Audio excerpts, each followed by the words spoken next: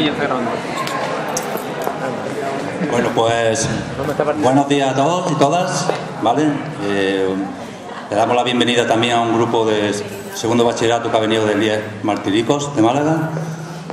Y la charla que tenemos hoy, tenemos el placer de presentar a Carlos Taibo, ¿no? ¿Quién es Carlos Taibo? La mayoría seguramente no lo conozcáis. Él es profesor de Ciencias Políticas de la Universidad Autónoma de Madrid.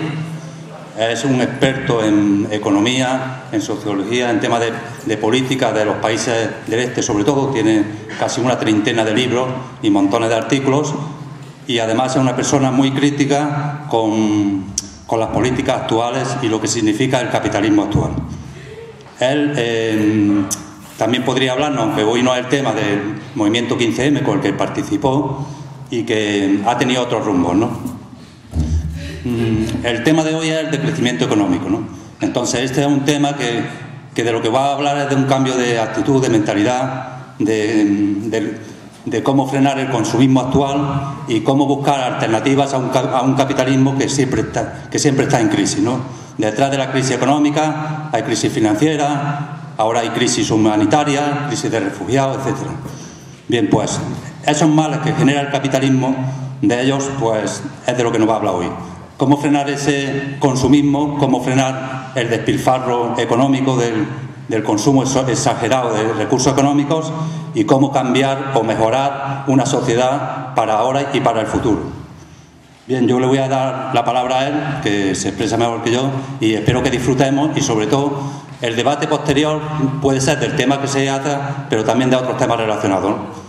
Aprovecho también para decir que esta tarde, a las 7 de la tarde, dará otra charla, pero sobre los movimientos sociales y sobre las alternativas que se pueden generar en la Facultad de Económica a las 7 de la tarde, por si queréis invitar a amigos o a quien sea, ¿no? Para que estéis todos invitados también a ir a esa otra charla en la Facultad de Económica en el Salón de Actos, a las 7. Nada, pues muchas gracias y voy a pasar. Muchas gracias, Antonio, y buenas tardes, buenos días a todas y a todos. Yo voy a intentar explicaros en los próximos minutos qué es esto del decrecimiento. Siempre que lo hago, me gusta empezar recordando que hace un par de años, un buen día encontré a una colega, profesora en mi universidad, y me explicó que había asistido a una charla sobre decrecimiento y que le parecía que era una propuesta extremadamente atractiva. Cuando uno escucha un comentario como ese, se siente mal que bien obligado a pensar en por qué determinadas propuestas nos resultan atractivas y de otras no podemos decir lo mismo. Yo creo que en el caso preciso del decrecimiento, la explicación remite a dos circunstancias diferentes. La primera subraya que la propuesta del decrecimiento tiene un carácter provocador. Si el discurso que oímos todos los días en los medios de comunicación subraya que resolveremos mágicamente todos nuestros problemas si conseguimos recuperar el camino del crecimiento económico, nosotros estamos diciendo lo contrario, o al menos estamos invitando a recelar de las presuntas virtudes vinculables con el crecimiento económico. Siendo una propuesta provocadora, y voy a por la otra cara de la cuestión, es una propuesta que toca, sin embargo, fibras sensibles que todos llevamos dentro de la cabeza.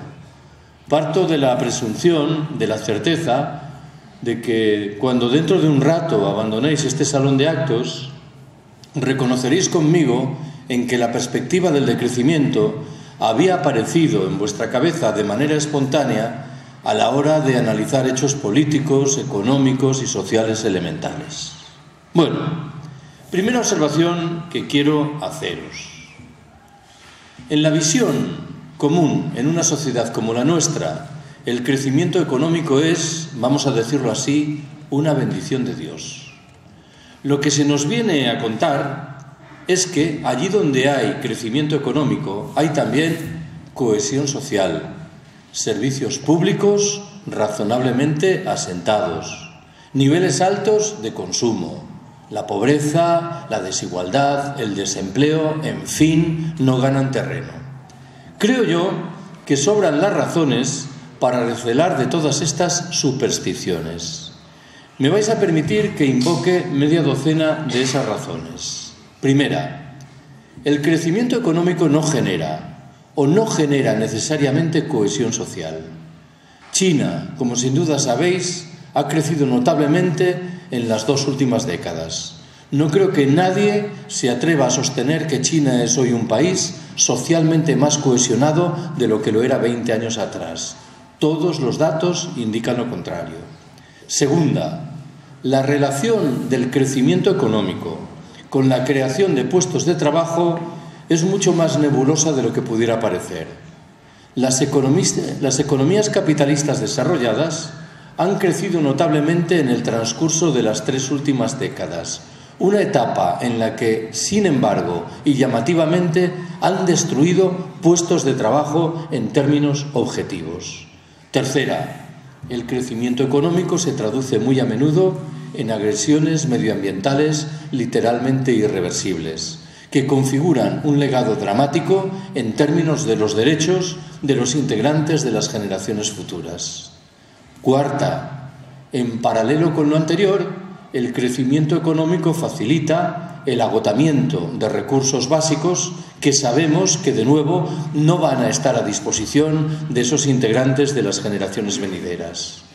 Quinta, el crecimiento económico de los países ricos se debe, en un grado u otro, al expolio de la riqueza humana y material de los países pobres, algo que debiera configurar, qué menos, un problema moral para todos nosotros. Sexta y última, en el terreno individual, el crecimiento económico facilita lo que algunos autores han llamado el asentamiento de un modo de vida esclavo, que nos invita a concluir que seremos más felices cuantas más horas trabajemos, más dinero ganemos y, sobre todo, más bienes acertemos a consumir. Detrás de ese modo de vida esclavo hay como poco 3 grandes pilares. El primero de ellos se llama publicidad, un conjunto de técnicas, bien lo sabéis, muy eficientes, que nos obligan a comprar lo que a menudo no necesitamos y, llegado el caso, más aún aquello que objetivamente nos repugna. El segundo de esos pilares es el crédito, que permite o permitía que obtengamos el dinero necesario para adquirir eso que no precisamos. El tercero y último de los pilares se llama, en fin, caducidad. Los bienes son producidos de tal manera que en un periodo de tiempo muy breve dejan de funcionar, con lo cual nos sentimos en la obligación de adquirir otros nuevos. Siempre que me refiero a esto del modo de vida esclavo, procuro rescatar una anécdota omnipresente en los textos sobre decrecimiento. En una de sus muchas versiones está ambientada en un pueblo de la costa mexicana. Un paisano se encuentra medio adormilado junto al mar, un turista norteamericano se le acerca, entablan conversación y en un momento determinado el turista pregunta: ¿y usted en qué trabaja? ¿A qué se dedica? Yo soy pescador. Caramba, un trabajo muy duro. Trabajará muchas horas cada día, ¿verdad? Bastantes horas, sí. ¿Cuántas horas trabaja como media cada jornada? Bueno, yo le echo a la pesca un par de horitas o 3. ¿Pero qué me dice usted? ¿Y qué hace con el resto de su tiempo? Yo me levanto tarde, pesco un par de horas, juego un rato con mis hijos, duermo la siesta con mi mujer y al atardecer salgo con los amigos a beber unas cervezas. ¿Pero cómo es usted así?, reacciona airado el turista norteamericano. ¿Qué quiere decir? ¿Que por qué no trabaja más? ¿Y para qué? Porque si trabajase más, en un par de años tendría un barco más grande. ¿Y para qué? Más adelante abriría una factoría aquí en el pueblo. ¿Y para qué? Con el paso del tiempo montaría una oficina en el Distrito Federal. ¿Y para qué? Unos años después abriría delegaciones en los Estados Unidos y en Europa. ¿Y para qué? Las acciones de su empresa cotizarían en bolsa. ¿Y para qué? Sería usted inmensamente rico. ¿Y para qué? Bueno, qué sé yo, al cumplir 65 o 70 años se podría retirar tranquilamente y venir a vivir aquí a este pueblo para levantarse tarde, pescar un par de horas, jugar un rato con sus nietos, dormir la siesta con su mujer y salir al atardecer con los amigos a beber unas cervezas. Todo aquello que se le prometía luego de decenios de trabajo extenuante era, paradójicamente, aquello de lo que ya disfrutaba en el momento presente. Es verdad que la anécdota que os acabo de contar incorpora una fuga delicada. No explica convincentemente cuántas horas trabajaba la mujer del mexicano protagonista, pero os pido que por una vez aparquemos esta dimensión de la discusión. Segunda observación que quiero haceros. La propuesta del decrecimiento parte de la identificación de un problema central: los límites medioambientales y de recursos del planeta. Si vivimos en un planeta con recursos limitados, no parece que tenga mucho sentido que aspiremos a seguir creciendo ilimitadamente. Me vais a permitir que intente retratar este problema de la mano de tres metáforas diferentes. ¿Qué dice la primera de ellas?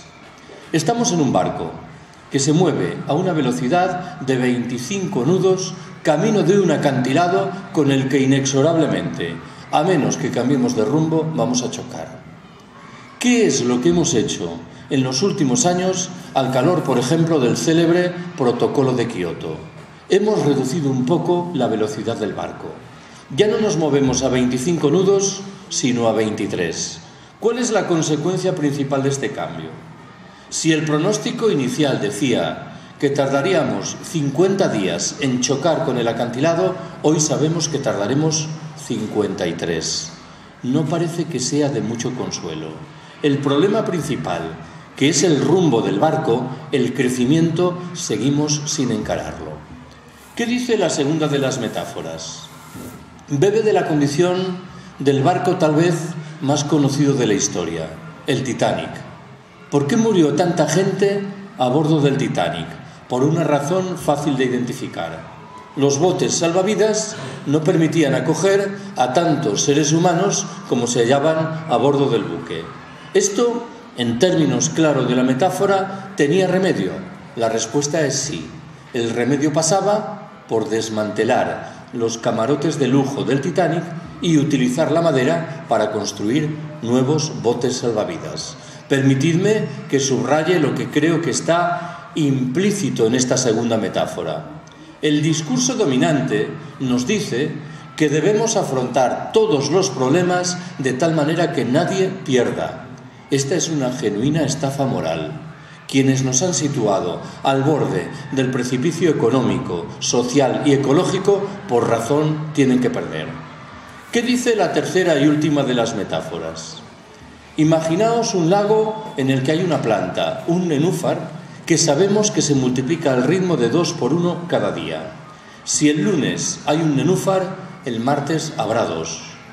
Sabemos también que conforme a ese ritmo de multiplicación, el lago estará repleto de nenúfares al cabo de 20 días.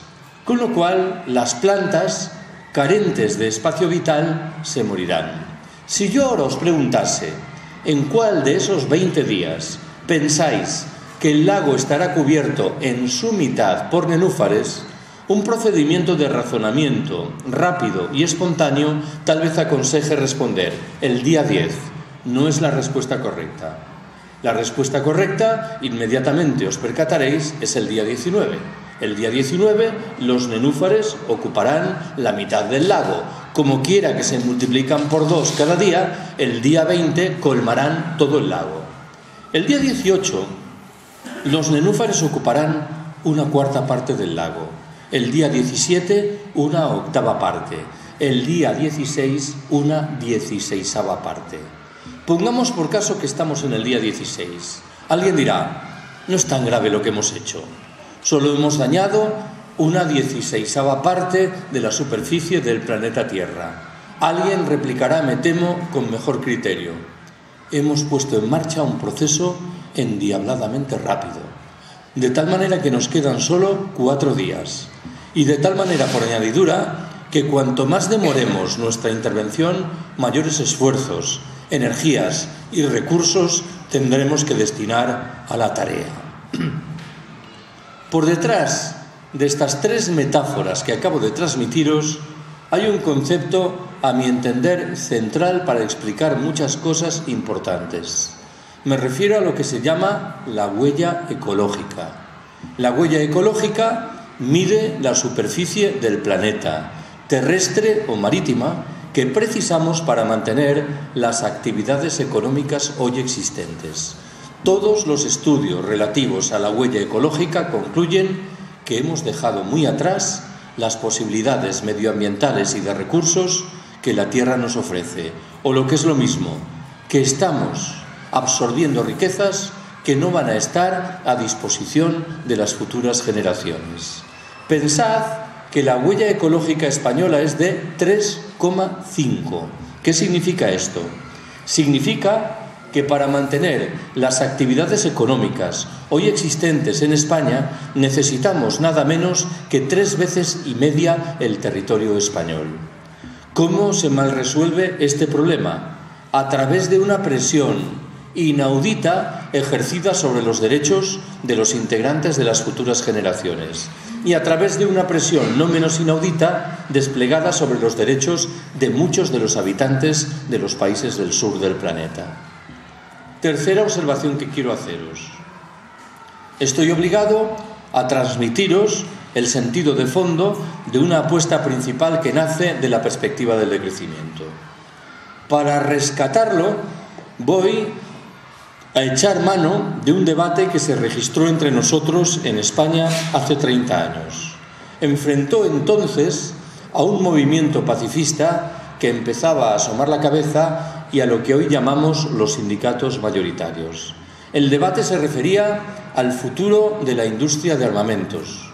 Los pacifistas decían: hay que cerrar esas fábricas. Los sindicatos replicaban: hay que preservar los puestos de trabajo.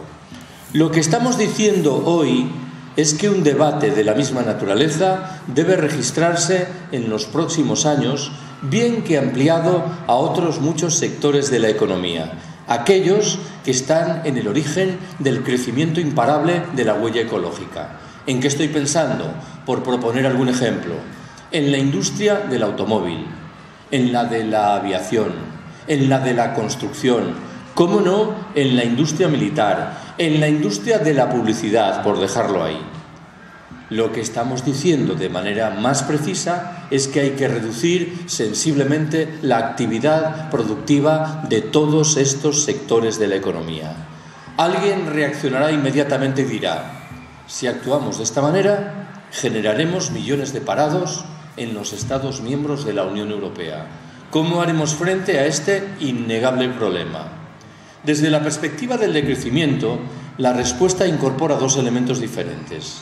El primero subraya que propiciaremos el desarrollo de aquellos sectores de la economía que guardan relación con la atención de las necesidades sociales insatisfechas y con el respeto del medio natural. El segundo de los mecanismos señala que en los sectores de la economía convencional, que inevitablemente seguirán existiendo, procederemos a repartir el trabajo. El efecto de la combinación de estos dos factores, en términos individuales, será que trabajaremos menos horas, disfrutaremos de más tiempo libre, acrecentaremos nuestra a menudo muy débil vida social y reduciremos, cuando ello sea posible, nuestros niveles de consumo con frecuencia desbocados. Creo yo que este horizonte mental es manifiestamente preferible al propio de lo que antes he descrito como un modo de vida esclavo. Permitidme, con todo, que formule dos precisiones sobre lo que acabo de decir. La primera enuncia una obviedad. No estamos afirmando, como algunos interpretan, que hay que llevar a cero los niveles de producción y de consumo. Esto sería absurdo. Lo que estamos diciendo es que hay que reconstruir niveles de producción y de consumo ajustados a una huella ecológica llevadera. Un estudio realizado en Francia recientemente concluía, por ejemplo, que habría que llevar los niveles de consumo de energía a los propios de la década de 1980. No se trata, como algunos dicen, de regresar a la edad de la piedra. 1985 no es la edad de la piedra. ¿Cuál es la segunda matización que quería incluir? Me interesa muy mucho subrayar que la propuesta del decrecimiento no tiene un cariz triste y sombrío. Se asienta en la intuición de que podemos vivir mejor con menos, si somos capaces de redistribuir la riqueza y de reorganizar nuestras sociedades. Cuarta observación que quiero haceros. La perspectiva del decrecimiento no se agota en la reivindicación de la necesidad de reducir los niveles de producción y de consumo en los países ricos del norte opulento. Reclama antes bien la introducción de principios y de valores muy diferentes de los que hoy aplicamos. ¿Cuáles son, explicados de manera casi telegráfica, esos principios y valores? Primero, la recuperación de la vida social, que hemos ido dilapidando, absorbidos como estamos por el consumo, la producción y la competitividad. Segundo, el ocio creativo, frente a las formas de ocio siempre vinculadas con el dinero que se nos ofrecen por todas partes. Tercero, lo he mencionado de pasada hace un momento, el reparto del trabajo, una vieja demanda sindical que desgraciadamente fue perdiendo peso con el transcurrir del tiempo. Cuarto, la necesidad de reducir las dimensiones de muchas de las infraestructuras que empleamos. Quinto, la recuperación de la vida local, en un escenario de reaparición de formas de democracia directa y de autogestión. Sexto y último, en el terreno individual, la sobriedad y la sencillez voluntarias. Alguien podría sentir la tentación legítima de afirmar que esta media docena de principios y de valores que acabo de enunciar nos sitúa fuera del mundo, que nada tienen que ver con la organización pasada o presente de las sociedades humanas. Creo firmemente que no es así. Hay al menos 4 ámbitos importantes en los cuales es muy fácil identificar la influencia de esos principios y valores. El primero lo configuran muchas de las prácticas de siempre del movimiento obrero. Es verdad que la presencia de esos principios y valores es más sólida, más consistente en el caso de la tradición anarquista, de la tradición libertaria, pero en modo alguno faltan en los de las demás tradiciones del movimiento obrero. Un segundo terreno de manifestación es eso que empezamos a llamar trabajo de cuidados, protagonizado fundamentalmente por mujeres, materializado ante todo en el cuidado amoroso de niños y de ancianos, casi siempre lejos de las relaciones monetarias y siempre ecológicamente sostenible. Un tercer ámbito de manifestación de esos principios y valores lo aporta, no sin contradicciones, la propia institución familiar, la familia. Estos neoliberales que invocan el peso de la mano invisible del mercado, a buen seguro que no aplican las reglas del juego correspondientes en el interior de sus familias. Lo común es que en el interior de la familia impere la lógica del regalo, de la gratuidad. Para que nos entendamos, cuando los padres costean los estudios de sus hijos, no lo hacen esperando obtener con el paso del tiempo algún tipo de recompensa económica. Menciono un cuarto y último ámbito de manifestación de esos principios y valores, el que aportan por igual muchos de los elementos de sabiduría popular que atesoran nuestros campesinos viejos y muchas de las prácticas cotidianas de esos habitantes de los países del sur que nos empeñamos en descalificar como si fuesen primitivos y atrasados. La historia está ambientada en un lugar perdido de la Amazonia brasileña. Unos misioneros se adentran en esa región y se topan con unos indios que se dedican a cortar leña con instrumentos extremadamente primitivos. Los misioneros deciden hacer un esfuerzo y regalan a los indios unos cuchillos de acero inoxidable de fabricación norteamericana. Un par de años después regresan a esa misma región, se encuentran de nuevo con los indios y uno de los misioneros pregunta: ¿y los cuchillos? ¿Qué tal? Uno de los indios responde: muy bien, tardamos ahora 10 veces menos tiempo que antes en cortar la leña. Estupendo, tercia el misionero. Supongo entonces que estaréis produciendo 10 veces más leña que antes. El indio responde perplejo: no, señor, seguimos produciendo la misma cantidad de leña que antes, pero ahora disfrutamos de 10 veces más tiempo libre para dedicarlo a aquello que sabemos guarda relación con nuestro bienestar, con nuestra felicidad. Me temo que este chip mental, que es extremadamente racional, se ha desvanecido en nuestras cabezas de habitantes de las sociedades opulentas. Quinta observación que quiero haceros. Me interesa aterrizar de la mano de alguno de los conceptos que acabo de emplear al calor de dos debates más o menos vivos entre nosotros. ¿Cuál es el primero? Yo debo confesaros que no soy una persona particularmente consecuente, pero arrastro alguna virtud que nace de mis carencias. Y una de mis muchas carencias es que no sé conducir. Y después de pensarlo mucho, decidí que como quiera que no sabía conducir, casi era preferible no tener coche.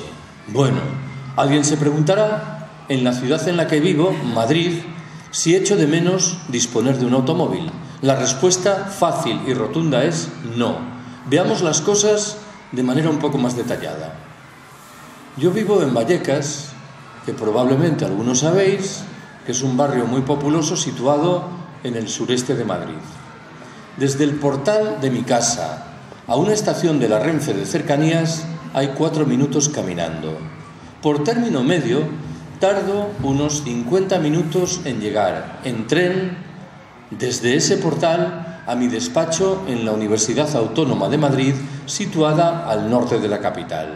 ¿Qué ocurriría si dispusiese de un automóvil? Es verdad que muchos días llegaría antes. Tardaría, qué sé yo, 25, 30 o 40 minutos. Pero otros días no sabría a ciencia cierta a qué hora llegaba. Podéis imaginaros por qué. El riesgo de verme inmerso en uno de los gigantescos atascos comunes en las grandes ciudades y en las no tan grandes. Claro, yo no me puedo permitir el lujo, si tengo clase a las 8:30 de la mañana, de llegar 40 minutos tarde. En segundo lugar, intuyo que es evidente que el transporte público en general, el tren en particular, es ecológicamente mucho más sostenible que el automóvil, tanto más cuanto que este último suele ir ocupado por una única persona. En tercer término, el tren me resulta inconmensurablemente más barato.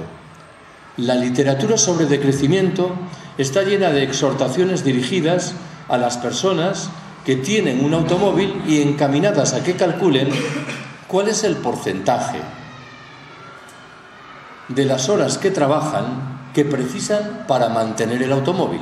Mantener el automóvil significa comprarlo, pagar los impuestos, las reparaciones, la gasolina, los seguros. ¿Cuántas horas de libertad efectiva permite el automóvil y cuántas horas de trabajo esclavo previo son precisas para mantenerlo? A menudo el cálculo es desolador. En cuarto lugar, debo subrayar que yo en el tren puedo ir leyendo, algo que hasta donde llega mi conocimiento no debe hacer quien va conduciendo un coche. Incorporo una quinta y última ventaja. La estación de la Renfe de mi universidad se halla a 12 minutos caminando del lugar en el que yo doy mis clases. Algo que me parece que es un dato venturoso. ¿Por qué lo digo? Porque lo quiera o no, todos los días me veo en la obligación de realizar un ejercicio físico elemental que no asumiría si dispusiese de un coche. No me gustaría que me malinterpretaseis, que pensaseis que lo que acabáis de escuchar es un alegato fundamentalista contra el automóvil. Yo sé que hay personas que viven en determinados lugares o que tienen determinados trabajos, de tal manera que el uso del automóvil es probablemente inevitable. Tengo, sin embargo, la certeza de que no es esta la condición de la abrumadora mayoría de nuestros conciudadanos que vivirían mejor si prescindiesen del coche. ¿Cuál es el otro debate que anuncié que quería rescatar? El otro debate se vincula con la idolatrización de los trenes de alta velocidad a la que hemos asistido en los últimos años en España. ¿Qué es lo que me parece debemos saber al respecto? Primero de los datos. El destrozo medioambiental provocado por la construcción de las líneas correspondientes. nunca contabilizado en los cálculos de costo-beneficio. Se ha dicho muchas veces que la irrupción del AVE debe permitir la desaparición del tráfico aéreo entre las ciudades comunicadas por ese tren. Es una media verdad. El tráfico aéreo entre Madrid y Barcelona no ha desaparecido. Se ha reducido, ciertamente. ¿Por qué no ha desaparecido? Por una razón fácil de entender. Es extremadamente sencillo encontrar billetes de avión mucho más baratos que los que la Renfe ofrece para el AVE. Las cosas como fueren, el AVE no es ninguna bicoca ecológica. Un tren que se mueve a una velocidad de 300 km por hora consume 9 veces más energía que un tren que lo hace a una velocidad de 100 km por hora. Segundo dato importante. En España, la irrupción de la alta velocidad ha coincidido en el tiempo con el cierre de muchas de las líneas del ferrocarril convencional. Cierre que se ha justificado sobre la base de la idea de que esas líneas no eran rentables. Pregunto yo, si los recursos faraónicos invertidos en la construcción de las nuevas líneas del AVE y los destinados en paralelo en descarado provecho del transporte privado a la construcción de autovías y autopistas se hubiesen desviado, siquiera solo fuese parcialmente, para modernizar el sistema de ferrocarril convencional, ¿podríamos afirmar que este último no es rentable? Tercer dato importante. La alta velocidad ferroviaria mejora las comunicaciones entre las ciudades, lógicamente grandes, que están en los extremos de las líneas correspondientes. En su caso, beneficia a alguna localidad que se halla a mitad de camino, a costa de perjudicar manifiestamente a todos los demás. Yo soy gallego. A mí me gustaría poder contaros que en Galicia hay un lejano proyecto de construcción de una línea de alta velocidad que debe comunicar las dos ciudades más grandes, A Coruña y Vigo. No es un lejano proyecto, la obra está prácticamente terminada. Entre A Coruña y Vigo hay 150 kilómetros de distancia. Están previstas 5 estaciones: A Coruña, Santiago, Vilagarcía, Pontevedra y Vigo. Permitidme que ironice. Estoy imaginando al tren de alta velocidad acelerando en la salida de la estación de Vilagarcía de Arousa para frenar inmediatamente y entrar en la de Pontevedra a 20 kilómetros de distancia. Para cuestionar esto, me parece que no hace falta ser ingeniero. Estos trenes alcanzan velocidades notables cuando hay distancias respetables entre los núcleos de población que comunican. No era esto, sin embargo, lo que me interesaba subrayar ahora. Lo que quiero señalar es que buena parte del trazado de la nueva línea gallega de alta velocidad se solapa con el trazado de la vieja línea convencional, que con toda certeza va a desaparecer, dejando sin un servicio público ferroviario a un sinfín de localidades que desde mucho tiempo atrás se beneficiaron de tal servicio. Esto es lo que los expertos llaman desertización ferroviaria. Invoco un cuarto y último dato.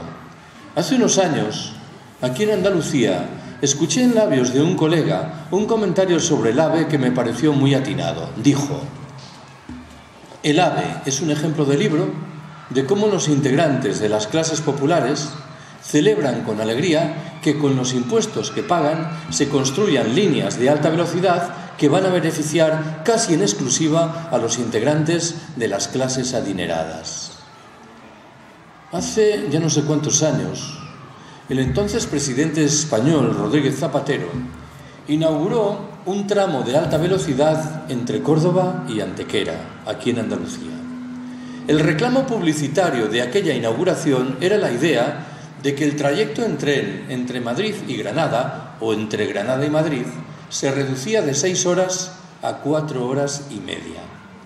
Un par de días después de la inauguración, apareció en un diario madrileño una carta de un granadino que confesaba haber realizado el experimento y certificaba que era verdad. Había ahorrado 1 hora y media de su tiempo en el desplazamiento a Madrid y otra hora y media en el regreso a Granada. Cada una de esas 3 horas ahorradas le costaba, sin embargo, 18 euros más. un total de 54 euros. Y ojo, que no podíamos hablar entonces, todavía no podemos hacerlo, de un AVE Madrid-Granada. El tren que comunica esas dos ciudades sigue siendo un tren convencional que utiliza, bien es cierto, en buena parte de su trayecto la vía de alta velocidad. Cuando exista un AVE Madrid-Granada, las tarifas serán aún más altas. El granadino en cuestión, que era probablemente un decrecentista sin saberlo, confesaba preferir el viejo tren, que le permitía leer 1 hora y media más y, sobre todo, no nos engañemos, que le permitía ahorrarse 54 euros que no precisamente le sobraban. Hace menos tiempo, en el otoño de 2010, el entonces ministro de Fomento español, mi paisano, el señor Blanco, convocó en Madrid una rueda de prensa para promocionar la línea de alta velocidad que debía comunicar, lo hace ya, Madrid y Valencia. En el transcurso de esa rueda de prensa, echó mano de una estimación desoladora. Dijo: la nueva línea de alta velocidad Madrid-Valencia debe permitir que se reduzca en un 55% el tráfico aéreo entre esas dos ciudades, en un 25% el tráfico en automóvil y en un 5% el tráfico en autobús. Retraduzco el que es el significado insorteable de estas tres cifras. Hemos invertido miles de millones de euros de dinero público para prestar una nueva infraestructura ferroviaria llamada a permitir que la mitad de los ricos que se movían en avión entre Madrid y Valencia cambien al tren, mientras la abrumadora mayoría de los pobres que se desplazaban en autobús van a seguir desplazándose en autobús. No parece que sea el empleo más racional de los recursos de todos. Al final, el principal y paradójico beneficiario de la alta velocidad, más allá de las empresas que construyen las infraestructuras correspondientes, son las empresas privadas de autobuses. Sexta y última observación que quiero haceros. Hace unos años se publicó en Francia un libro en cuyo propio título el autor subrayaba lo que entendía que eran semejanzas muy notables entre la crisis de 1929 y la del momento presente. A buen seguro que cuando este ensayista francés echaba mano de ese argumento, en modo alguno deseaba transmitir un mensaje tranquilizador. No olvidéis que la crisis de 1929 estuvo en el origen del asentamiento de los fascismos en la Europa de la década siguiente. Estuvo en el origen, si así lo queremos, de la propia Segunda Guerra Mundial. Yo tengo la impresión, sin embargo, de que la comparación quedaba un poco coja. ¿Por qué? Nos hemos acostumbrado a utilizar la palabra crisis en singular para identificar la manifestación financiera del fenómeno y olvidamos con demasiada frecuencia que en la trastienda hay otras crisis, ahora en plural. ¿En qué estoy pensando? En el cambio climático, que es una realidad que ya está ahí y que no tiene ninguna consecuencia favorable. En el agotamiento de todas las materias primas energéticas que hoy empleamos. En los problemas demográficos que castigan en singular algunas de las regiones del planeta. En el mantenimiento de la situación de marginación que siguen padeciendo tantas mujeres, o en fin, y por dejarlo ahí, en la prosecución del expolio de la riqueza de los países pobres. Si cada una de estas crisis, por separado, es suficientemente inquietante, la combinación de todas ellas, a mi entender, resulta literalmente explosiva. Me interesa rescatar uno de los términos de este debate, la imprevisión con la que el capitalismo parece obsequiar la crisis ecológica.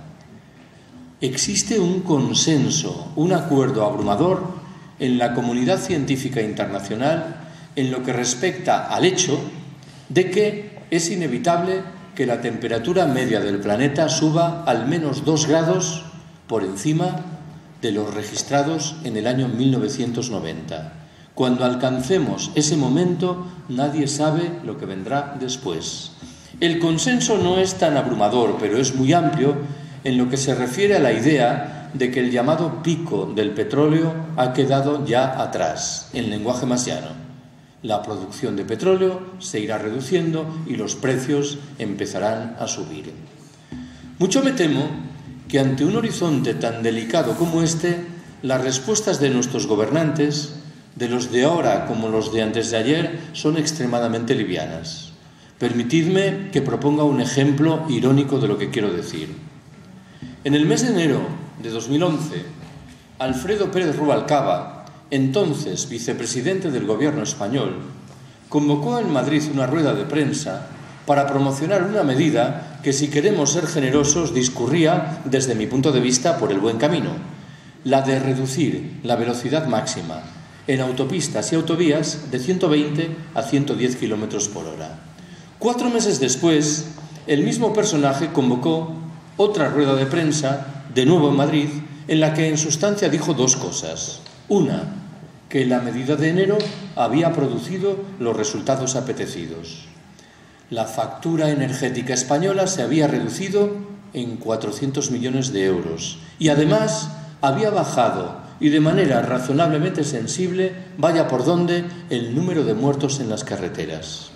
¿Qué fue lo segundo que dijo Pérez Rubalcaba? Que de resultas de lo anterior se restauraban los 120 kilómetros por hora de velocidad máxima. Yo hubiera esperado que algún periodista se abalanzase sobre su cuello con la sana intención de estrangularlo. Estaba violentando las normas más básicas de la lógica formal. Si yo anuncio que la medida A ha producido los resultados esperados, lo lógico es perseverar, probablemente llevar a una mayor profundidad la medida A y no retirarla. El Partido Popular, todavía en el Gobierno, coquetea con el horizonte de levantar la velocidad máxima correspondiente para situarla en 130 kilómetros por hora. Me temo que este es un retrato simbólico interesante de cuál es la conciencia medioambiental de nuestros gobernantes. Permitidme que subraye que hay una palabra que falta llamativamente en el discurso de todos nuestros políticos. Me refiero a la palabra colapso. Hace 2 años se publicó un libro de un periodista inglés llamado Michael Joker. El libro tiene, inmediatamente os percataréis, un título provocador. Dice: Historia de España, 2014-2033, crónica de un colapso. Es un libro publicado en Islandia en el año 2034. Un manual de historia convencional, con fotografías, cuadros estadísticos, mapa, que retrata a mitad de camino, de un humor socarrón y de un argumento serio, el colapso español, que, desde el punto de vista de Joker, será el producto de la combinación de 4 factores. 1. El cambio climático, que empieza a pegar fuerte, en singular, en la mitad meridional de la península ibérica. 2. El progresivo agotamiento del petróleo que existe en el planeta. 3. Una crisis social en la que estamos ya claramente inmersos. Y 4. El despliegue de políticas crecientemente autoritarias. En los círculos en los que yo me muevo, lo del colapso suscita 2 respuestas diferentes. La primera dice: no nos queda más remedio que aguardar a que llegue el momento del colapso. ¿Por qué?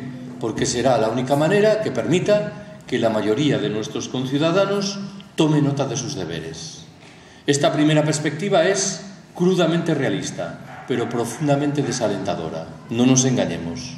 El colapso se traducirá, por definición, en una multiplicación espectacular de los problemas y en una reducción de nuestra capacidad para resolverlos. La segunda de las respuestas sugiere que tenemos que salir con urgencia del capitalismo y que, al respecto, lo que está hoy a nuestro alcance es crear espacios autónomos, autogestionados, desmercantilizados.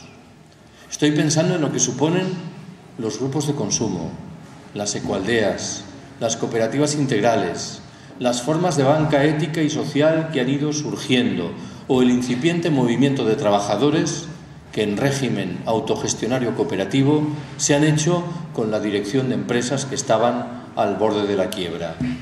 Yo tengo muy buena relación con nuestros economistas socialdemócratas de bandera, pero muchas disensiones. Parece que siguen pensando que el mayor de nuestros problemas se resolvería con la creación sin más de una banca pública. Estoy obligado a formular una pregunta delicada relativa a los tiempos. Si me acojo al diagnóstico de Michael Joker, que creo que es moderadamente serio, el colapso no es para dentro de 100 o 150 años, es para dentro de 2 o 3 décadas, algo que debiera obligarnos a modificar drásticamente muchas de nuestras actitudes y percepciones. Acabo. Hace unos años me invitaron en una de las universidades de Madrid a participar en una mesa redonda que compartí con una de las estrellas en ascenso de Televisión Española, que según la perspectiva del Partido Popular era, al parecer, una izquierdista desbocada. A esta mujer le tocaba hablar de las manipulaciones en los medios de comunicación. A mí me correspondía hacerlo del decrecimiento. No eran dos materias que tuviesen una relación evidente entre sí. Con ocasión del debate, me permití enunciar una queja y dije: me parece llamativo que en esos programas matinales de televisión, por los que en el transcurso de los 2 últimos años han pasado centenares de políticos, de economistas, de sindicalistas, nadie se haya atrevido a cuestionar las presuntas virtudes vinculables con el crecimiento económico. Nadie haya tenido la oportunidad de explicar en tiempo y forma qué es esto del decrecimiento. Lo cierto es que esta chica reaccionó inmediatamente y se comprometió a garantizar que, al menos en su medio, ese silencio tocase a su fin. Vaya por delante que no volvimos a saber absolutamente nada de ella. Recuerdo perfectamente, eso sí, qué fue lo que me dijo cuando nos despedíamos. Me preguntó: Carlos, esto del decrecimiento no será una cosa un poco revolucionaria, ¿verdad? Como podéis intuir, no pude sino mostrar mi perplejidad. Tenía al alcance de la mano 2 respuestas completamente diferentes entre sí y las 2 perfectamente legítimas. La primera hubiese consistido en decir: pues mira, sí, ¿para qué te vamos a engañar? Si estamos defendiendo la primacía de la vida social, la autogestión y la democracia directa, describir esto como revolucionario es perfectamente razonable. Pero tenía al alcance de la mano una respuesta completamente distinta, que hubiese consistido en decir: pues mira, no, esta es una propuesta que nace en la cabeza de gente muy tranquila, cada vez más preocupada por el derrotero que la especie humana le está imprimiendo al planeta Tierra, y que en ese sentido ha decidido privilegiar los derechos de los integrantes de las generaciones futuras y también, por cierto, los derechos de las demás especies con las que, cabe suponer, compartimos este planeta. De tal manera que no tenemos mayor problema en aceptar para nosotros la etiqueta de conservadores, atribuyendo, claro, a este adjetivo un significado diferente del que corresponde a nuestros conservadores oficiales, que consideran, invocando el señor Rajoy, por ejemplo, el testimonio de su primo de Sevilla, que el cambio climático no es una realidad. Si en el norte rico no somos capaces de decrecer en virtud de un proyecto consciente, racional, paulatino, ecológico, social y solidario, acabaremos por decrecer de mala manera. Ya estamos, de hecho, en ello, de resultas del hundimiento visible de la sinrazón económica que nos acosa por todas partes. Gracias por haberme escuchado.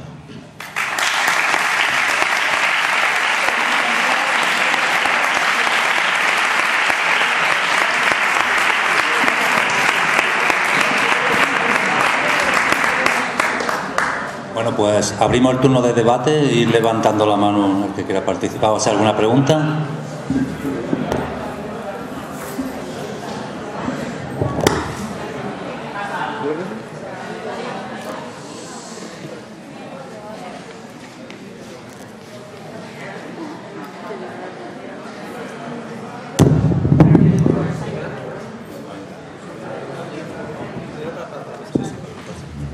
Ahí había una palabra.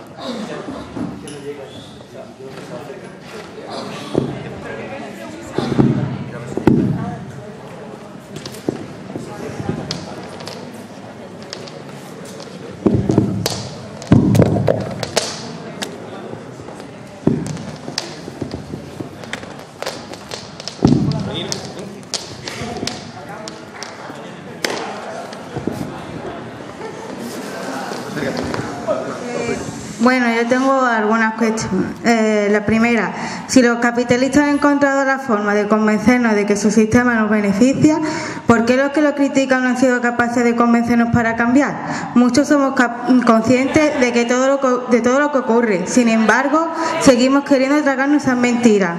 Al final... Ajá. Que no veo. Empieza de nuevo y despacio. Si los capitalistas han encontrado la forma de convencernos de que su sistema nos beneficia, ¿por qué los que lo critican no han sido capaces de convencernos para cambiar? Muchos somos conscientes de todo lo que ocurre. Sin embargo, ¿por qué seguimos queriendo tragarnos esa mentira? Al fin y al cabo, los términos de bien y mal son una invención nuestra. Bueno, porque en efecto estamos atrapados. ¿Tiene otra pregunta? ¿Tiene más preguntas que las formule y después responde? Prefiero responder cada una por separado. En efecto estamos atrapados.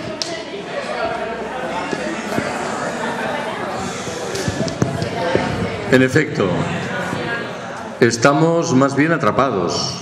¿Por qué?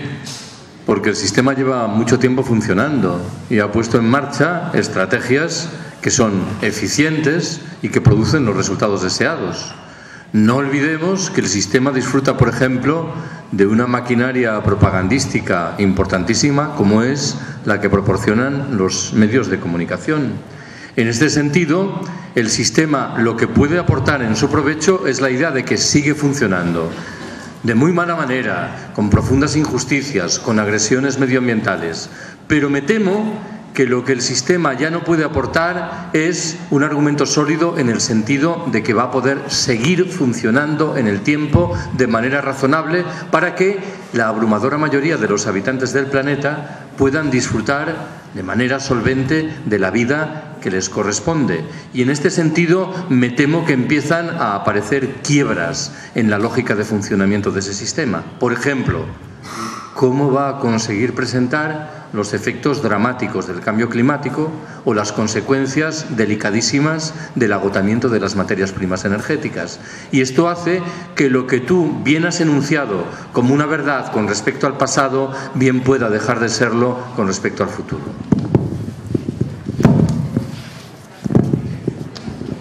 Entonces esa es la razón por la que admiramos a gente como Gandhi y eso, pero sin embargo no seguimos luchando por sus ideales, sino que dejamos convencernos por esos capitalistas porque creemos que es lo mejor, lo más fácil. Pues llevas razón que somos un poco esquizofrénicos. Dices, admiramos a Gandhi porque nos parece que su ejemplo es muy respetable, que indica un ingente coraje humano. Pero al mismo tiempo estamos inmersos en una rueda, la de nuestra vida cotidiana, que nos impide extraer consecuencias de lo saludable que fue lo que hizo Gandhi. Por ejemplo, asumiendo estrategias de desobediencia civil frente a las muchas leyes injustas que se nos imponen.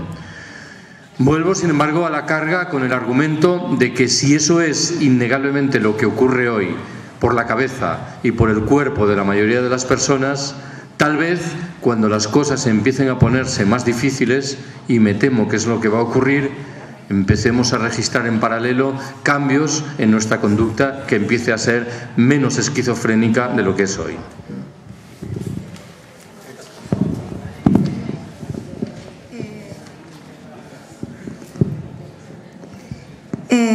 Si los valores de las cosas son inventados por nosotros, ¿por qué no le damos un valor grande a una roca o a otros elementos que abundan en la naturaleza en lugar de dárselo a aquellos que contaminan y se agotan?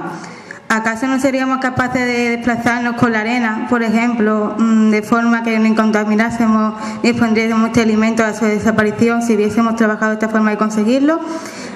Lo que vengo a decir es, si nosotros somos los que ponemos valor a las cosas, ¿por qué le damos más a aquellas que no son necesarias y además nos perjudican? Porque obviamente no somos nosotros los que ponemos valor a las cosas. Es la rueda de ese sistema que se asienta en el beneficio privado y que no toma en consideración el tipo de beneficio colectivo que se deriva, por ejemplo, de preservar razonablemente incólume la naturaleza, de entregarle a las generaciones venideras al menos el mismo tipo de capital natural que nosotros recibimos de las generaciones anteriores. Pero debo subrayar que esta conducta no es históricamente la de la especie humana. Durante muchos siglos los seres humanos han vivido en un escenario de respeto general por la naturaleza. No solo eso, de voluntad de atender a los derechos de los integrantes de las futuras generaciones.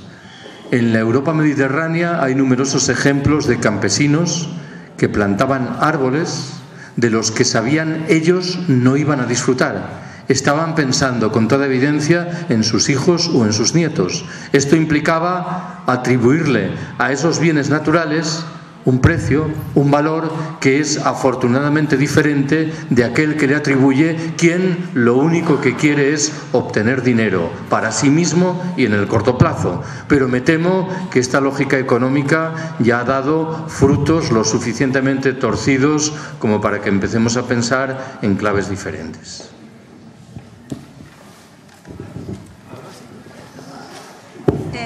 Entonces, ¿se cree que es posible salir de esta rueda, ¿no? Esta rueda que nos impide pensar en la forma de salir y de seguir luchando, ¿no? ¿Cómo? No sé. Creo que lo tenemos muy difícil, pero si no pensase que es posible salir, no estaría aquí contándoos lo que os cuento. El principal problema, de todas maneras, en lo que respecta a la aplicación de un programa de decrecimiento, me interesa subrayar que desde mi punto de vista no es técnico. Me parece que es más difícil imaginar que el capitalismo sale de la crisis utilizando los mismos mecanismos que lo condujeron a la crisis. El problema principal de la perspectiva del decrecimiento es que tenemos que cambiar el chip mental que llevamos dentro de la cabeza. Estamos claramente situados en la lógica del consumo, de la producción, de la competitividad. Y salir de eso no es precisamente sencillo.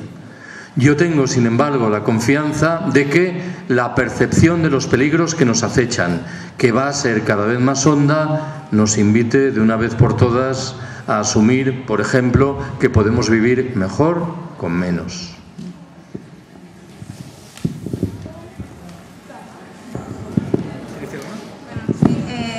Sí, antiguamente como los latinoamericanos y eso, como igual que nosotros, si teníamos, cuando empezamos este consumo, si antes todo nos daba igual, utilizábamos los recursos de la naturaleza y nadie era más rico que otro, ¿en qué momento, por qué se produjo este cambio mental?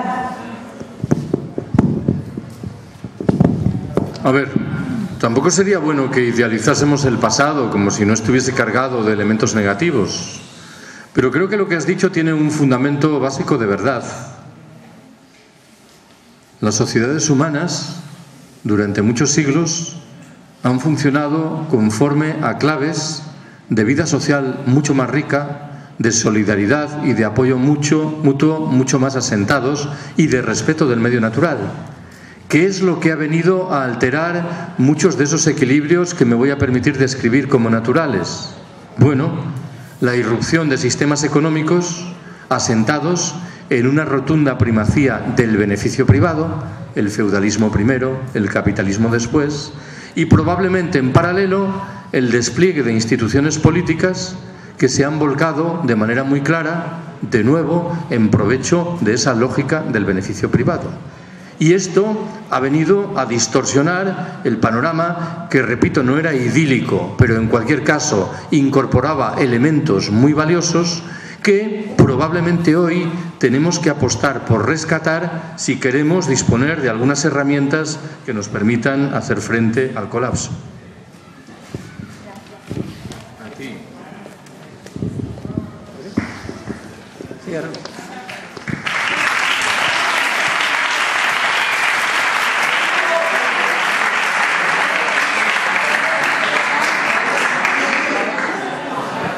Gracias, señor Taibo, por la charla tan gratificante que hemos recibido esta mañana. A mí me ha venido muy bien.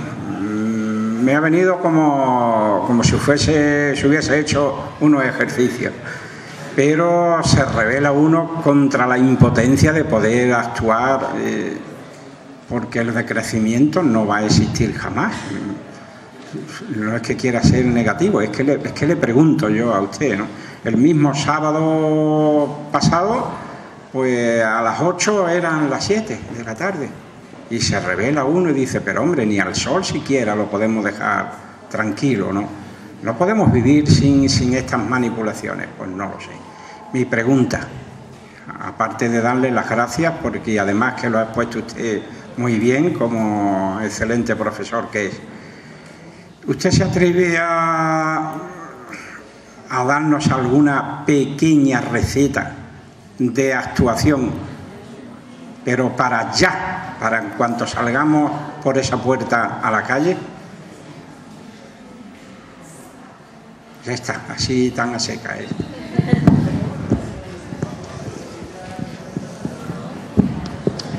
Bueno, en primer lugar, debo coincidir con usted en que hay muchos motivos para no ser optimista.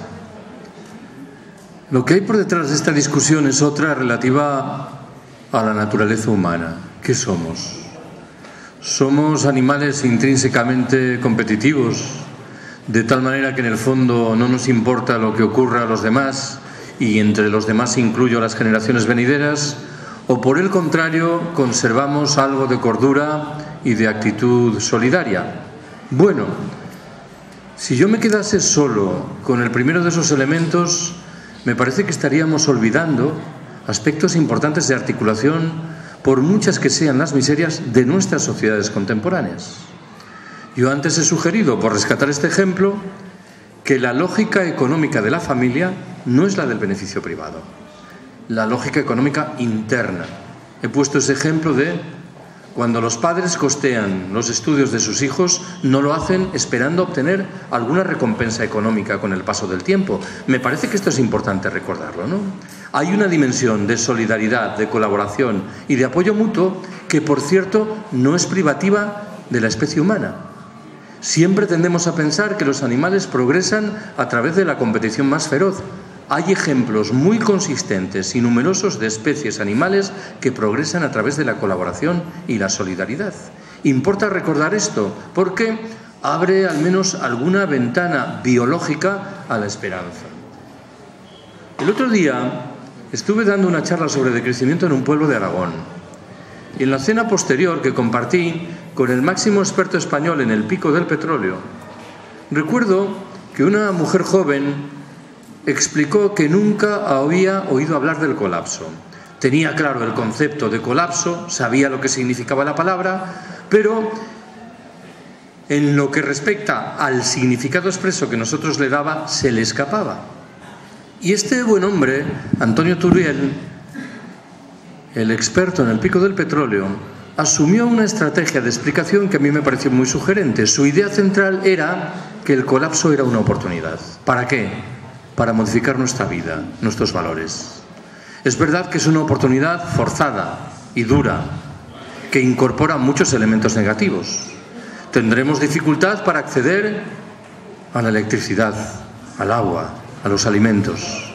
Pero si somos capaces de actuar con urgencia, de manera colectiva, solidaria y austera, probablemente descubriremos que hay numerosos elementos en nuestra vida que compensan las pérdidas que se derivan de esas carencias.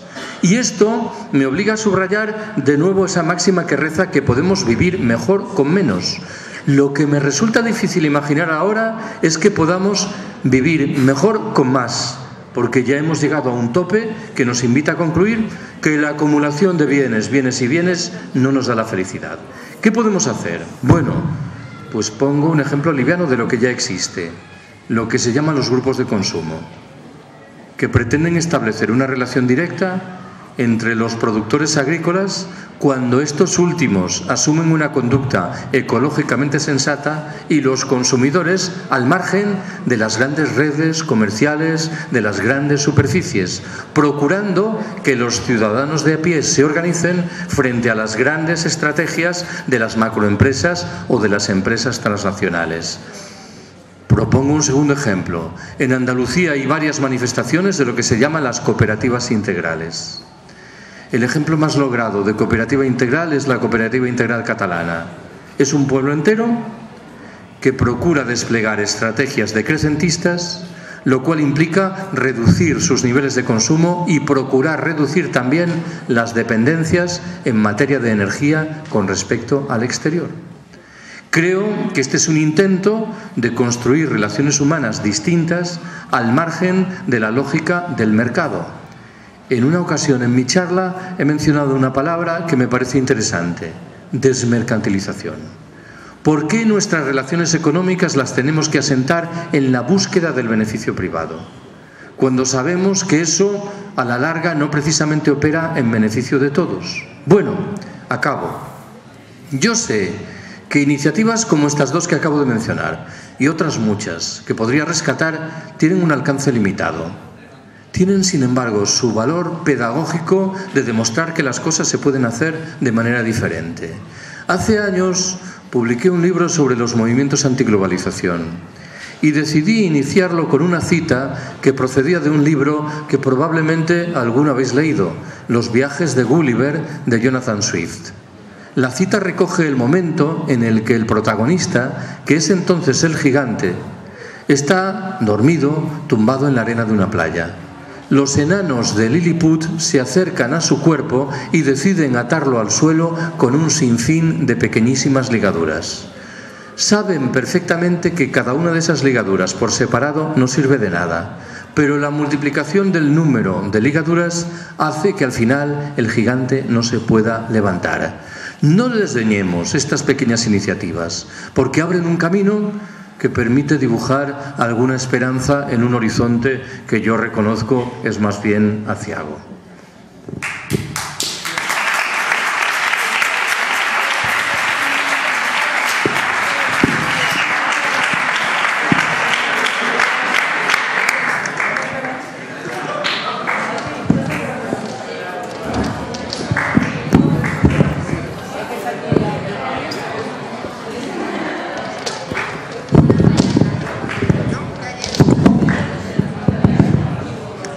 Hola, buenas. Mi pregunta era que si este modelo decrecentista está basado en la solidaridad, es muy optimista, usted lo ha ubicado en el campo de la familia, de las cooperativas en un modelo familiar. Sin embargo, el problema del cambio climático es global y los problemas económicos españoles son a nivel estatal. ¿Cómo vamos a confiar en unos seres humanos que ni siquiera han sabido manejarse en sociedades? Porque han generado guerra, han generado conflictos. ¿Vamos a dejarle en sus manos que cambien el mundo si no saben cambiar en modo político?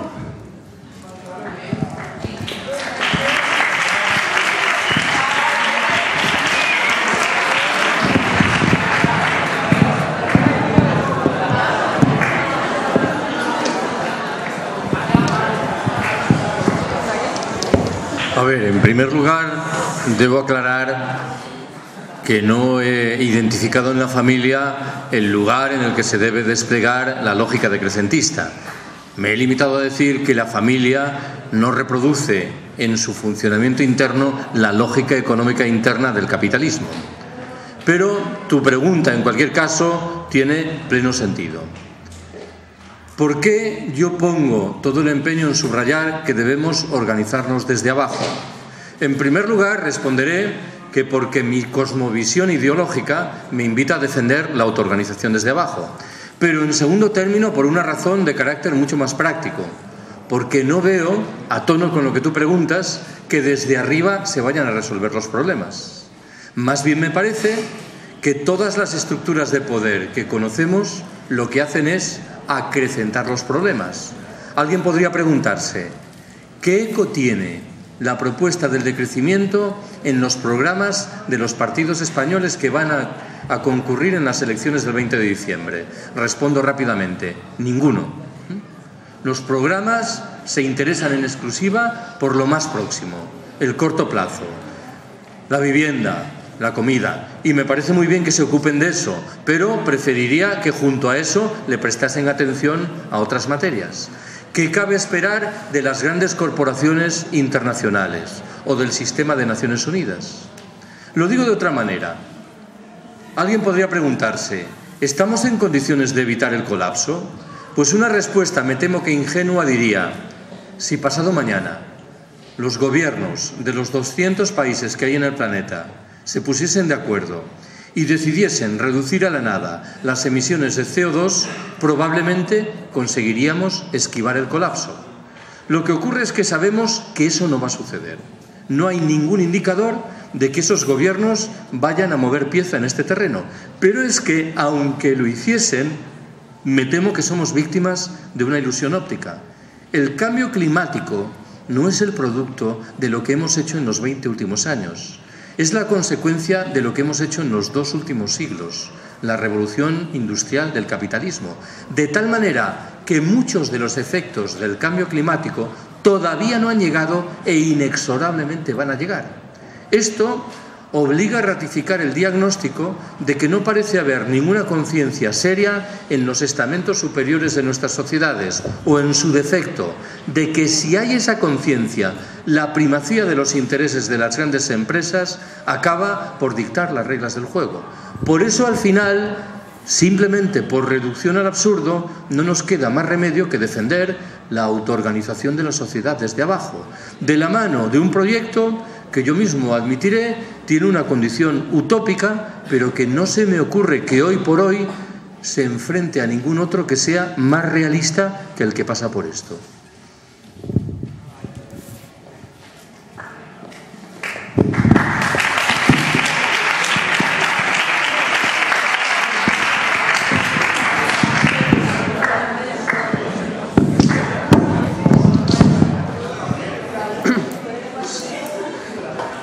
Tal y como hemos estado viendo, el crecimiento económico que está basado en el sistema capitalista actual no da tantos resultados como se espera. Es decir, me parece a mí, que no tengo ninguna carrera de economía ni nada, que tiene más cosas malas que buenas. O sea, estamos viendo que desde su origen, que es el siglo XVII, XVIII, es un sistema económico que tiene ya demasiado tiempo, está creando más desigualdad, destruye los ecosistemas y nos incluye en un modo de vida esclavo. Nos obliga a trabajar más, a ganar más dinero y a que si nuestras empresas no están en el mercado, no cotizan, no se introducen en la bolsa, no van a tener éxito. La solución para todo esto no sería algún tipo, es decir, antiguamente, por ejemplo, existía la monarquía absoluta. Era un sistema que creaba desigualdades, que no hacía que los países progresaran en ciertos ámbitos. De la misma forma que una revolución francesa no sería una buena solución algo así como una revolución antiglobalización, es decir, crear un sistema anarcocomunista que recuperara la autogestión, la vida social y el ocio. No sería una gran solución porque no es viable esta forma y por qué no se realiza en la actualidad.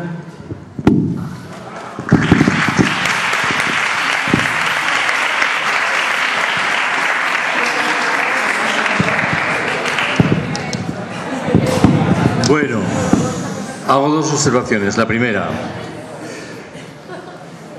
yo en realidad no pienso que el crecimiento económico sea ni bueno ni malo. Lo que invito es a examinar las consecuencias del crecimiento económico en cada sociedad y en cada momento histórico. Esto es, si alguien me dice que hay numerosos ejemplos de cómo en determinados espacios geográficos en el pasado el crecimiento económico produjo elementos saludables, yo no tendré mayor problema en reconocerlo. Lo que ocurre es que me temo que hoy, tal y como discurren los hechos, hay en efecto muchos más elementos negativos que acompañan al crecimiento que los positivos.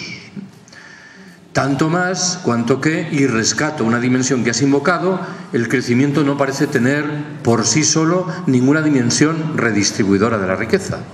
Estamos asistiendo a un proceso de la globalización que se caracteriza porque los ricos son cada vez más ricos y los pobres igual no son necesariamente más pobres, pero en cualquier caso no acaban de salir de la pobreza. Tu pregunta de fondo es mal que bien la primera que se formuló aquí. ¿Tenemos alguna posibilidad de cambiar esto radicalmente? Si no la tenemos, ¿por qué? Bueno, yo repito lo que dije antes.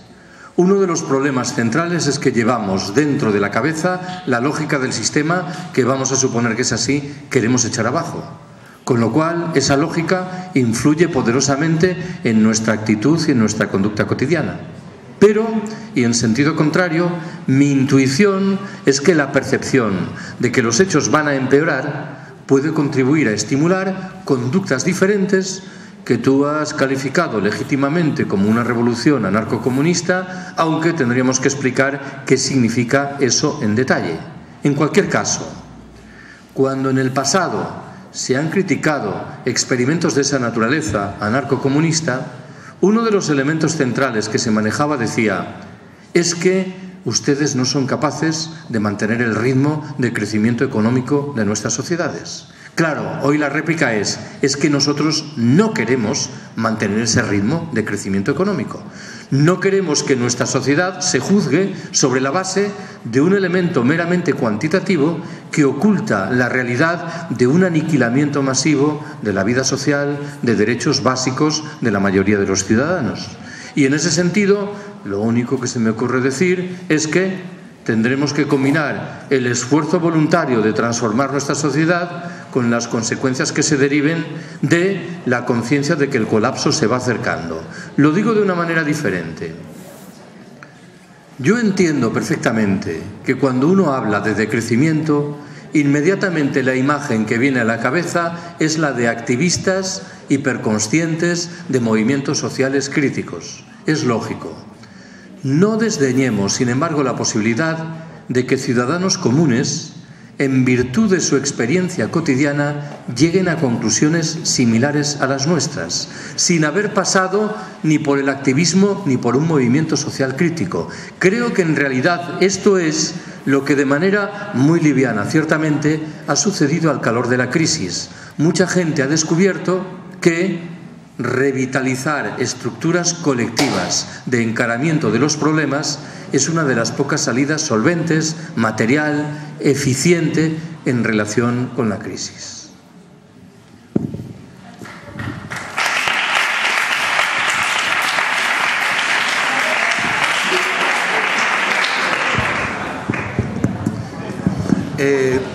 Yo quería preguntar su opinión sobre porque ha comentado que algunas instituciones no hacen caso a estos problemas, pero sí hay un movimiento últimamente, en los últimos decenios, por parte, dirigido por Naciones Unidas, con los objetivos del milenio, que ahora, pues se han convertido en los objetivos del desarrollo sostenible, donde, pues en principio parece que los estados, por lo menos de cara a la galería, tienen como un interés en resolver algunos de los problemas que ocasionan todo lo que usted ha estado comentando antes, ¿no? Del crecimiento y de la falta de igualdad, en cierto modo, ¿no?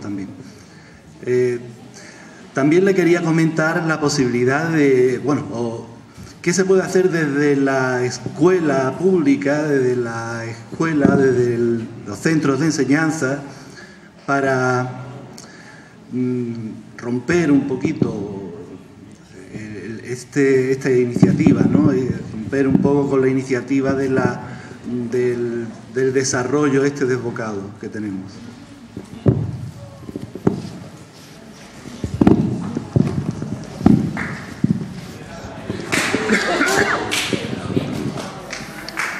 Debo confesar que soy bastante escéptico en lo que respecta a la mecánica vinculable con los objetivos del milenio. ¿Por qué? Lo era cuando los propios objetivos del milenio fueron enunciados. Por un lado, me parecían muy poco ambiciosos. En un planeta en el que la tecnología podría permitir de manera fácil resolver los problemas atávicos de hambre, se seguía reconociendo que habría centenares de millones de seres humanos que seguirían padeciendo hambre física. No solo eso, los objetivos del milenio no parecían contemplar ningún tipo de movilización social a su alrededor. Parecían esperar que los gobiernos mejorasen las cifras macroeconómicas. Más allá de eso, tampoco incluían ninguna crítica efectiva, por ejemplo, de los planes de ajuste del Fondo Monetario Internacional, que están en el origen de la delicada situación social que atenaza a buena parte del planeta. Pero más allá de todo lo anterior, el problema de los objetivos del milenio era que no exhibían ninguna conciencia en lo que respecta a la situación ecológica, medioambiental del planeta, que es en el fondo el meollo de la propuesta del decrecimiento. Y me temo que lo que ha venido después tampoco ha mejorado sensiblemente el escenario. Has mencionado un término, el del desarrollo sostenible, que me temo que ha sido ya absorbido por el sistema sin que signifique necesariamente nada, ¿no? Hoy todo el mundo está por el desarrollo sostenible y esto significa que hay un acuerdo, me temo, sobre la nada. Con respecto a lo segundo, lo de la educación, se me ocurre formular 3 observaciones. Una, la dificultad objetiva que tienen muchos profesores o maestros de hacer frente a problemas como aquellos de los que me he ocupado. ¿En qué estoy pensando? Yo sé que hay muchos maestros de primaria que están razonablemente empeñados en transmitir a sus alumnos una perspectiva crítica con respecto al consumo y sus hechizos. ¿Cuál es el problema? Bien lo sabes. Esos alumnos llegan a las 6 de la tarde a su casa y engullen cada día 300 anuncios de publicidad extremadamente bien diseñados.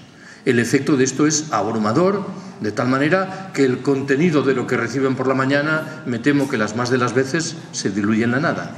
Segundo de los elementos. Hay un movimiento que tiene que ver con el crecimiento, con el decrecimiento, y que es el movimiento por la lentitud. La manifestación más conocida de ese movimiento es el movimiento por la comida lenta, la slow food. La filosofía del movimiento por la comida lenta es fácil de explicar. Comemos muy deprisa, no le otorgamos ninguna dimensión social al acto de comer y no nos preocupamos por pensar qué estamos comiendo, de dónde viene, cómo se obtienen esos alimentos. El movimiento por la comida lenta nos dice: recuperemos la vieja dimensión social del acto de comer, comamos esparcidamente y procuremos pensar cómo se obtienen esos alimentos. ¿Por qué cuento esto? Porque hay un movimiento muy sugerente por la educación lenta, que infelizmente entre nosotros ha encontrado un desarrollo muy liviano. ¿Cuál es el fundamento de ese movimiento? Es el ejercicio de contestar la compartimentación del tiempo a la que el sistema nos obliga a los profesores. Yo estoy obligado a dar 12 temas y me corresponde 1 hora y media para cada tema, de tal suerte que empiezo a asumir una estrategia productivista que creo que nada buena es. Creo que la mayoría convendrá conmigo en que los profesores, de los que tenemos un mejor recuerdo de nuestra infancia y adolescencia, eran los que hacían exactamente lo contrario. Cuando consideraban que había una materia importante, le dedicaban todo el tiempo del mundo y no estaban obsesionados por la lógica de la productividad. Romper este mecanismo de compartimentación del tiempo me parece que empieza a ser una exigencia hoy. Tercera y última observación. Muchas veces me enfrento al argumento sereno y sensato de gentes que dicen: esto no lo vamos a cambiar si no cambia la educación. Es verdad, pero ojo, empiezo a sospechar que el tiempo nos falta. ¿Por qué? Porque las semillas que hoy podríamos plantar y que me temo que no estamos plantando, tardarán en germinar. Y si el diagnóstico sobre el colapso es certero, me temo que, por desgracia, no podemos aguardar a que, en virtud de la educación, las cosas empiecen a cambiar. Pero, en cualquier caso, no nos queda más remedio que intentar que cambien también aquí.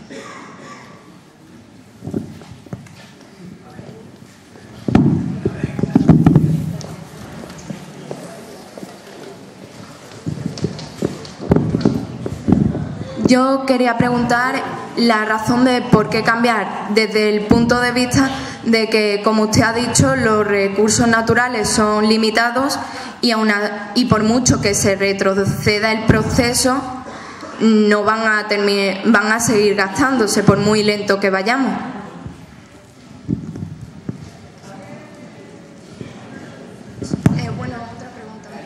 ¿Tiene otra pregunta para después? No. Da igual, ¿no? La hemos hecho así ya, ¿no? Bueno, pues entiendo que tenemos que cambiar porque vamos hacia el precipicio. Que si no somos capaces de cambiar, nuestros hijos y nuestros nietos tendrán motivos muy sólidos para reprochárnoslo.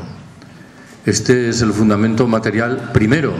El segundo es el recordatorio de que no vivimos en el mejor de los mundos imaginables. Pongo un ejemplo de lo que quiero decir.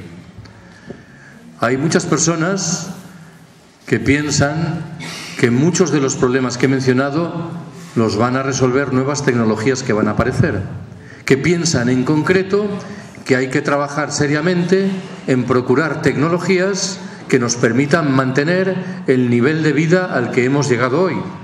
Me parece que es una forma equivocada de razonar. Lo primero que tendríamos que hacer es discutir si nos interesa mantener esto.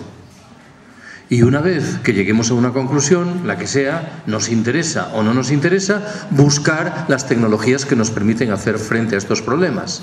Pero el sistema ya da por descontado que nos interesa mantener esto. El ejemplo del libro es el del coche ecológico. Se nos dice, vamos a empezar a sustituir los coches que hoy empleamos por coches ecológicos, que contaminen menos. La pregunta previa sería, ¿realmente necesitamos coches ecológicos o no? Seguro que necesitaremos algunos coches, nadie puede poner esto en duda. Pero pareciera como si la industria del automóvil dictase ya las reglas del juego y evitase que discutiésemos lo primero que tenemos que discutir. ¿Cuántos coches precisamos? ¿Por qué? Porque estamos inmersos en la lógica del beneficio privado y quienes dirigen nuestras sociedades imponen las reglas del juego correspondientes. Por eso creo que tenemos que modificar las reglas del juego.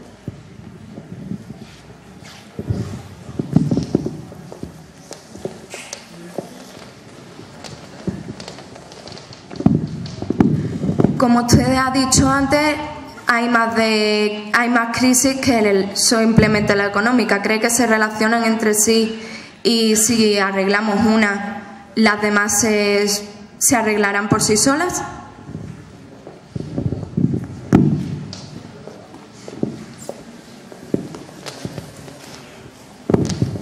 Al menos a primera vista tendríamos en efecto que encarar las crisis todas ellas de manera simultánea.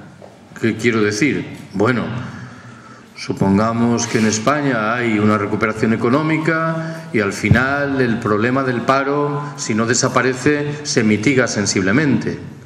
Esto sería algo extremadamente saludable por sí solo, pero me temo que los efectos de esa resolución del problema del paro sobre la crisis ecológica serían nulos, ¿no? Incluso alguien diría, el incremento del número de trabajadores se traduciría en un incremento del Producto Interior Bruto, con lo cual los elementos de crisis ecológica se acelerarían.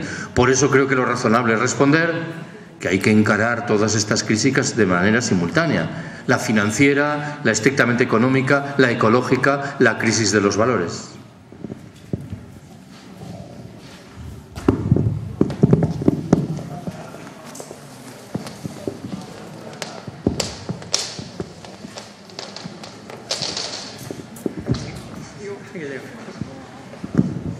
Hola, yo quisiera llamar la atención sobre una palabra que usted no la ha usado, pero creo que está en el trasfondo de gran parte de la exposición que ha hecho.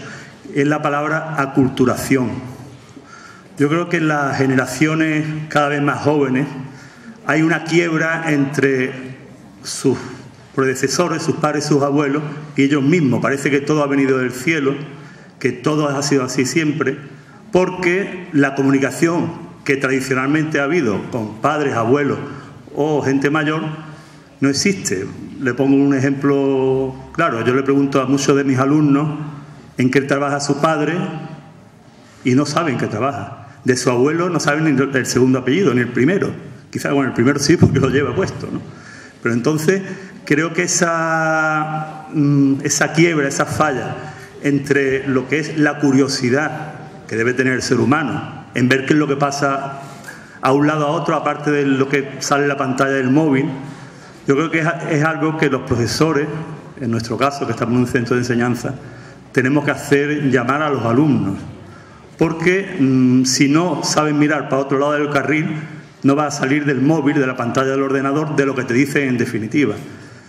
Quiero decir con esto que me parece importante que el diálogo, la curiosidad, el saber qué es lo que hay alrededor, de dónde viene, como ha dicho usted, una patata o un filete, de dónde vienen esas cosas, creo que está en buena parte de la base de los problemas que tenemos.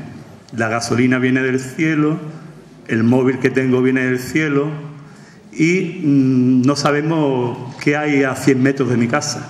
Creo que es importante, no solamente la aculturación la sufren las tribus de la Amazonas, sino en ciudades como esta y en sociedades como esta también la tenemos.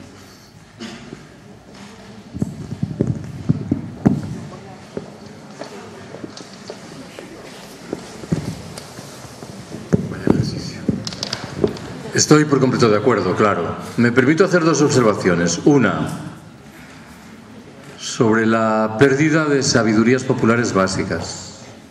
Hace 2 años me invitaron a dar 3 charlas en institutos de bachillerato en la Galicia rural.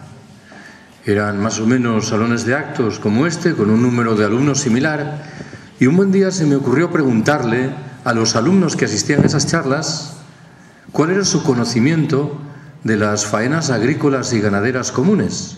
Permitidme que subraye que hablo de alumnos en pequeñas localidades de Galicia, 3.000, 4.000 habitantes. Y del centenar de alumnos que había en cada grupo, hubo uno que confesó conocer las prácticas agrícolas y ganaderas comunes. Ojo con esto, que es más delicado de lo que pueda parecer. Si invoco de nuevo lo del colapso, estaré diciendo que la recuperación de esos elementos de sabiduría popular es vital. Y hay quien dice que quienes nos van a salvar son los inmigrantes que proceden de zonas rurales de América Latina o del África subsahariana. Segundo de mis comentarios. Durante mucho tiempo, la percepción común entre nosotros sugería que cada nueva generación que entraba vivía mejor que las anteriores. Esa percepción me parece que ha quebrado en los últimos años. Esa percepción decía: mi abuelo vivió mejor que mi bisabuelo, mi padre vivió mejor que mi abuelo, yo he vivido mejor que mi padre. ¿Estamos en condiciones de afirmar que los jóvenes que entran ahora en el mercado de trabajo van a vivir mejor que los integrantes de mi generación? ¿Van a encontrar materialmente un empleo? ¿Se van a beneficiar en su caso de un subsidio de paro? ¿Van a cobrar dentro de 40 o 50 años una pensión? Me temo que nadie está en condiciones de responder de manera rotundamente afirmativa a todas estas preguntas que nos emplazan ante una genuina crisis de nuestra civilización que, en efecto, obliga a recuperar ese conocimiento que tú mencionas, a intentar rescatar cómo las generaciones anteriores se vincularon entre sí social y ecológicamente, y a descubrir los elementos saludables, que eran muchos, que manejaron esas generaciones, y también, claro, los negativos que en modo alguno faltaron. Pero, en efecto, la invocación de la curiosidad, del conocimiento sobre lo que nos rodea, me parece que es un elemento vital. No transformaremos nada si no conocemos lo que está por detrás de ese nada.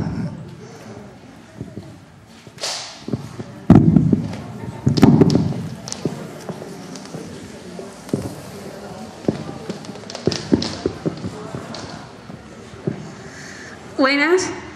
Mi pregunta es: el decrecimiento, si llegara a cobrar importancia como ideología económica, política y social en el mundo actual, ¿lograría cambiar algo? He de mencionar que ideologías como el anarquismo y el comunismo, nacidas en el siglo XIX, intentaron enfrentarse con el sistema capitalista y muchas veces supusieron una grave amenaza para el susodicho sistema. Por ejemplo, el comunismo llegó a establecerse en diversos lugares del planeta, pero demostró ser un sistema corrupto y no logró derrocar el poderoso sistema capitalista. ¿Usted cree que el decrecimiento podría lograr lo que estas ideologías no pudieron, o podría corromperse como la propia naturaleza humana?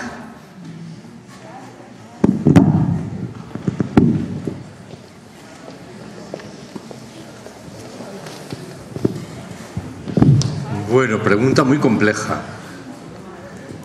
Se me ocurre de nuevo que debo formular 3 observaciones. Una: juzgar históricamente lo que ha sido, por ejemplo, la idea comunista es una tarea muy delicada. porque tendríamos que definir antes a qué manifestación precisa de la idea comunista nos estamos refiriendo. Es evidente que el experimento que supusieron los sistemas de tipo soviético fue un fracaso, y fue un fracaso en singular en el ámbito de conceptos que yo estoy manejando hoy. Fueron sistemas visiblemente agresivos en el terreno ecológico, que llevaron la idealización del crecimiento económico a sus dimensiones más absurdas, ¿no? Pero también conviene recordar que hay corrientes del pensamiento y de la práctica comunista que disintieron desde el principio con respecto a lo que ocurría en la Unión Soviética, con lo cual me limito a decir que cualquier afirmación gruesa es un poco delicada. Segundo, yo interpreto que el decrecimiento no es una ideología. Esto es, que no tiene la misma dimensión que el comunismo, el anarquismo, el liberalismo o el nacionalismo. Prefiero partir de la presunción de que es una perspectiva, que se trataría de incorporar a las ideologías convencionales. Yo soy un libertario, no tengo ningún motivo en ocultarlo. Si quiero utilizar el término más ideológico, un anarquista. Pero yo prefiero decir que soy un anarquista decrecentista y no un decrecentista anarquista. ¿Por qué? Porque las herramientas principales de mi pensamiento las proporciona la cosmovisión libertaria. Lo que yo sostengo es que a esa cosmovisión hay que agregarle la perspectiva decrecentista. No solo la decrecentista, también la feminista, también la internacionalista. Planteas una pregunta muy difícil de responder relativa a en qué medida lo del decrecimiento es absorbible por el sistema. Antes, intentando responder a otra pregunta, me referí a un término, el de la sostenibilidad, que en su momento también tuvo una dimensión rompedora, planteaba una discusión muy interesante y muy crítica, y sin embargo fue absorbido por la lógica del sistema. Lo dije así. Hoy todas las fuerzas políticas se reclaman de la sostenibilidad. ¿Por qué no podría suceder lo mismo en el caso del decrecimiento? En efecto, ese riesgo existe. Lo que ocurre es que parto de la presunción de que, en cierto sentido, la perspectiva del decrecimiento surge del reconocimiento de ese riesgo y plantea un horizonte de construcción social al margen del poder político y económico que hace difícil imaginar que es absorbida desde el sistema. Pero, en cualquier caso, tampoco cierro el horizonte a que tal cosa pueda ocurrir. De cualquier modo, vuelvo al segundo de los argumentos que acabo de utilizar. Si la perspectiva del decrecimiento es absorbida por el sistema, será en buena medida porque las ideologías con las que se vincula son absorbidas por el sistema. Algo que me parece, desgraciadamente, fácil de imaginar.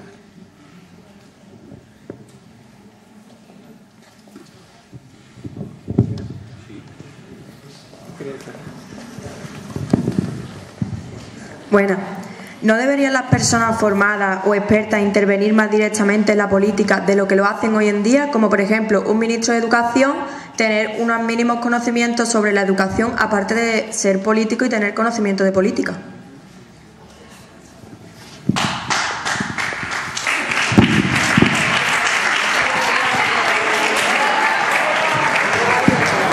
Bueno, ya sabes que la realidad es literalmente la contraria.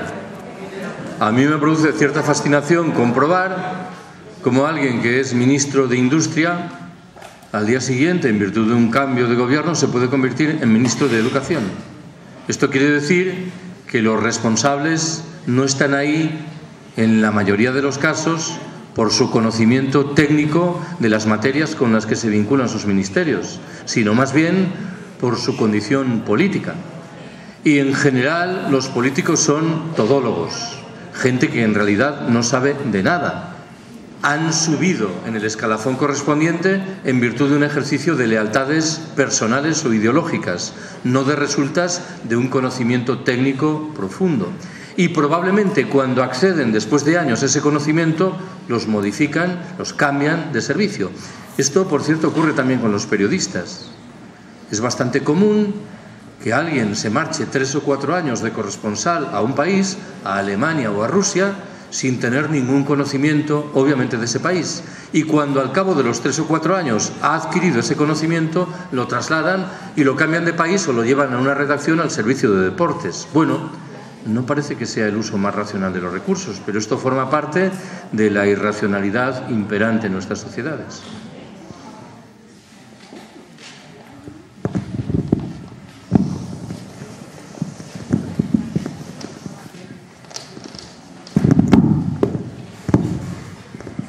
No sé muy bien cómo voy a formular la pregunta. Porque es que se me está viniendo a la cabeza. Ahora hay una información en la televisión de que las carnes rojas, por lo visto, son malas y que van a crear una nueva industria con los insectos.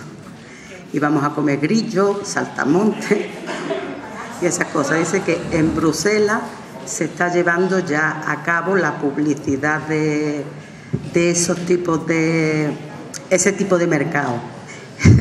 ¿Constituiría crecimiento o decrecimiento? ¿Qué sería eso? ¿Qué piensa?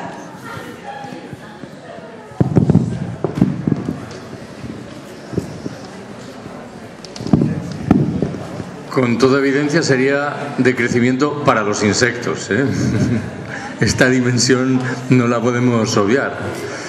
A ver, no sé, lo único que se me ocurre decir, porque no conozco en detalle esa discusión, he oído la noticia del informe de la OMS sobre las carnes, es que parece que el sistema tiene una ingente capacidad de mercantilizarlo todo, de tal manera que se intuye que va a perder un negocio porque el consumo de las carnes se va a reducir, ya está buscando nuevos nichos de mercado para mantener la tasa de ganancia correspondiente. Y esto nos dice poco, claro, en lo que respecta al debate de fondo. ¿Realmente esas carnes son perjudiciales para la salud o no lo son? ¿Estos insectos lo son o no lo son? Tenemos que dar por descontado, y vuelvo al ejemplo que propuse antes del coche ecológico, que a la industria del automóvil no le preocupa el medio ambiente. Hemos visto el caso ya paradigmático de Volkswagen, ¿no? Lo que ha sido capaz de hacer una empresa modélica, que lo que le preocupa es simplemente seguir engrosando con dinero sus cajas fuertes, con lo cual me temo que haríamos bien en desvincular claramente la perspectiva del negocio de la perspectiva del conocimiento, vamos a suponer que objetivo, en lo que se refiere a cuáles son las consecuencias de este tipo de alimentos. Pero en fin, igual lo de comer insectos hoy nos parece espantoso, pero dentro de unos años lo hemos hecho práctica cotidiana, ¿no?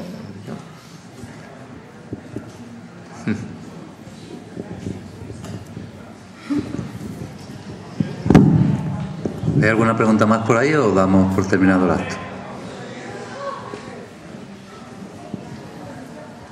Bueno, pues agradecerle a Carlos Taibo su asistencia, pues muy amena, y a todos ustedes por la atención que habéis prestado, ¿vale? Muchas gracias.